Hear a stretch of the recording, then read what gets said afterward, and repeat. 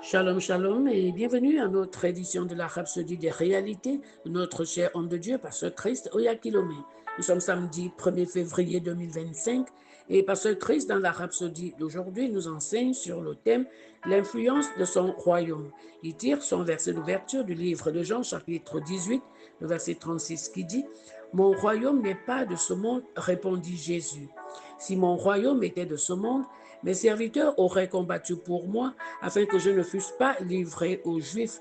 Mais maintenant, mon royaume n'est point d'ici-bas. » Pasteur Christ explique et il dit, une des accusations pour lesquelles Jésus a été condamné était qu'il s'est déclaré être un roi.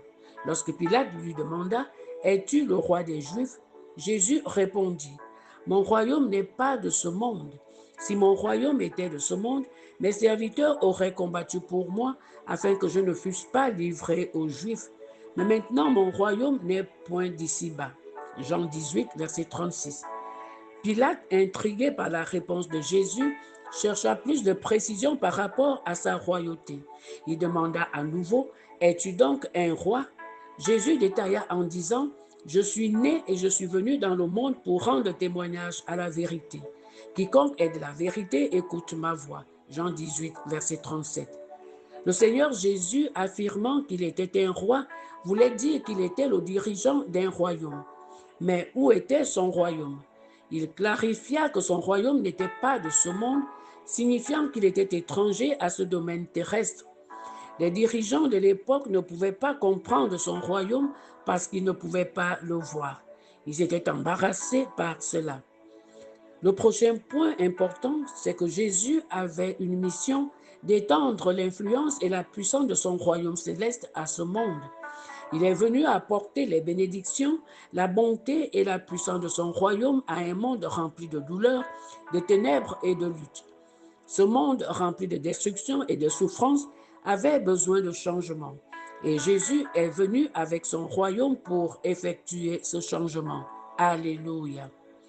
À travers le salut, il a étendu la bonté de son royaume à l'humanité. Maintenant que vous êtes nés de nouveau, vous êtes devenu un citoyen du royaume glorieux de Christ. Rendez grâce au Père qui vous a rendu capable d'avoir part à l'héritage des saints dans la lumière, qui nous a délivrés de la puissance des ténèbres et nous a transportés dans le royaume du Fils de son amour. Colossiens 1, versets 12 à 13. Par conséquent, marchez dans la conscience des pleines bénédictions du royaume et répandez l'influence de son règne partout.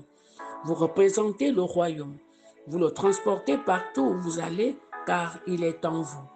Luc 17, verset 21, version King James dit, « On ne dira point, il est ici ou il est là, car voici, le royaume de Dieu est en vous. » Vous êtes l'extension de son royaume et de son influence, car la Bible dit, « Il verra sa postérité, il prolongera ses jours, et le plaisir de l'Éternel prospérera entre ses mains. » Isaïe 53, verset 10, version King James. Alléluia.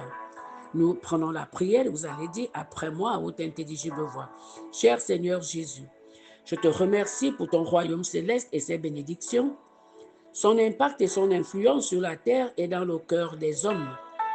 Je vis la vie du royaume et je marche dans la plénitude de ses bénédictions, répandant l'influence de ton règne partout. Amen. Alléluia.